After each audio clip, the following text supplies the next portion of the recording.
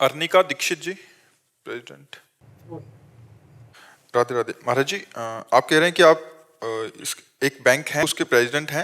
महाराज जी कह रहे हैं कि एक ऐसे बड़े रोल पे जब आपको जिम्मेदारी मिलती है तो आप किस ढंग से अपना रोल और अच्छे से निभा सकते हैं कि वो दूसरों के काम आ। हाँ, यदि हम दूसरों को भगवान की भावना में देखें कि सब में हम आध्यात्मिक उत्तर है, क्योंकि ना हम प्रेसिडेंट रहे ना हमको उसका ज्ञान है, हम तो आध्यात्मिक हैं, तो आध्यात्मिक उत्तर देते हैं कि आप यदि बैंक में हो तो आपके पास लोग आते हैं, आपका जो कर्तव्य है ईमानदारी से उसे आप जानते हैं, अपने विषय को, आप जिस भी पद में हैं अपने पद का आपको ज्ञान है कि इस पद के द्वारा समाज की लोक सेवा इस तरह से इतनी हो सकती है।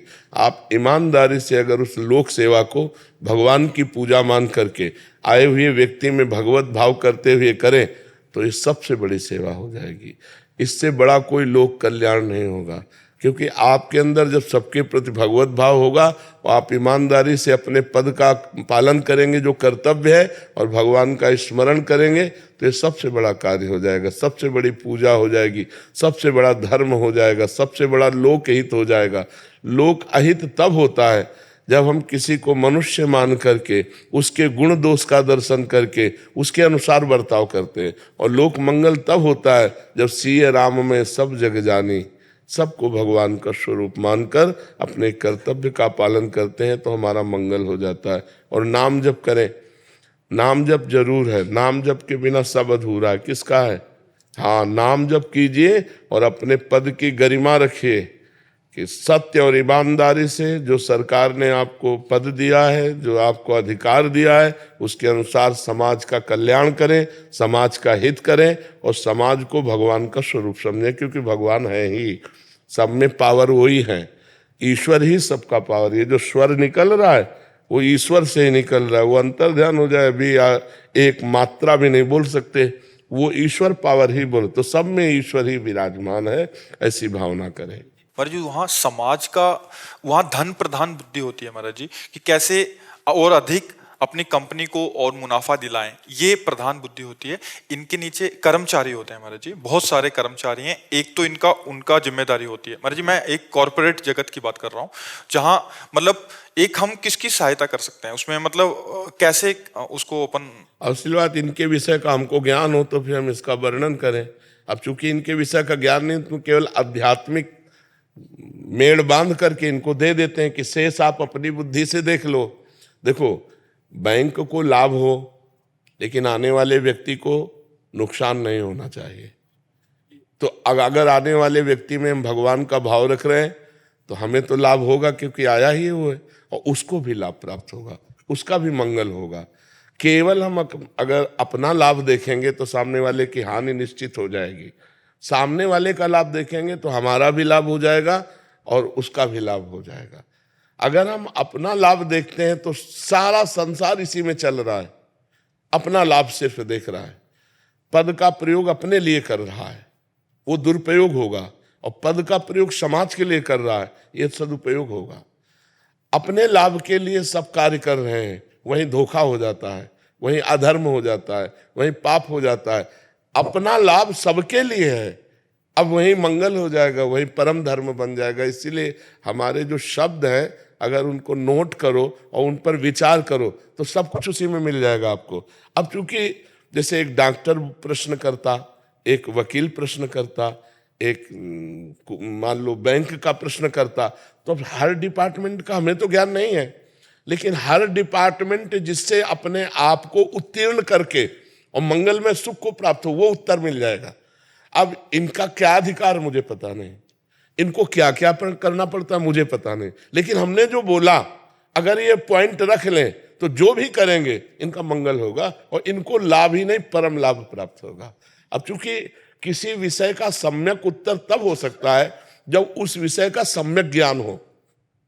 अब जैसे इनके विषय का मुझे पूरा ज्ञान हो तो वो उत्तर हम इनकी भाषा में दे सकते हैं, लेकिन मुझे आध्यात्मिक ज्ञान है और आध्यात्मिक ज्ञान से इनका निश्चित मंगल होगा।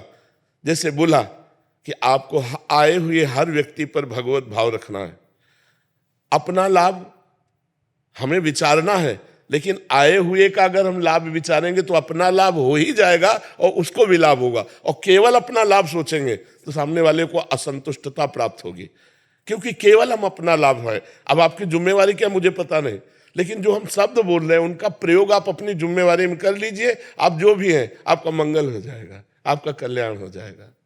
महाराज जी, इसके अलावा हम क्या कर सकते हैं? ये तो हो गया जो उनको पेशा मिला हुआ है, इसके अलावा मतलब जो हम क्या ऐसा करें कि जिसमें अध्यात्म की भी हमारी नाम, पूरा उत्तर है उसी में।